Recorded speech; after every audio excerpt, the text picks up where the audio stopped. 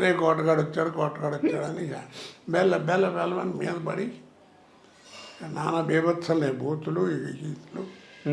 కొట్టారండి? ఒకడైతే ఇద్దరు ముగ్గురు పటాపట వేసారు దెబ్బలు. అది నీచంగా ఉండని చెబితే ఒకడైతే ఇక్కడ కూర్చుని ప్యాంటు జిప్ కూడా తీసి కానీ నీకేంట్రా ఏమొచ్చిందో బేపన ఇలా బూతులు ఇష్టం తిట్టడం చేయటం చేస్తుంటే ఏం చేయాలి అర్థం కాదు. చచ్చిపోతానేమని భయం. అదేలే లక్కీగా అటు ఇటు దొల్లిగట్టు తప్పని తుడిగితే ఆ పక్క నుంచి పారిపోయా. బయటకు వచ్చి రిక్షా ఎక్కాను నుంచుని.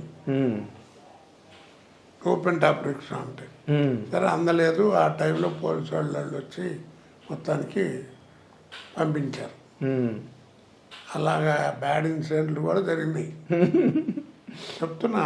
అదే కాకపోతే నాకేంటంటే దానివల్ల సినిమాలు పాడతాయి పోయినాయా భయం ఉండేది కాదు. ఎందుకంటే కృష్ణ గారు మంచి ఫామ్లో ఉన్నాడు అప్పుడు. నెలకు ఒక సినిమా రిలీజ్ ఇంచుమించు ఏదో సినిమా. అదేలే ఆ సినిమాలు అన్నింటిలోనూ వేషాలు ఉండేవి నాకు. అదేలేండి ఆయన వాళ్ళకి మారల్, మీరు మంచి నటుడు అవడమే కాకుండా మారల్ రెస్పాన్సిబిలిటీ కూడా ఉంది కదా.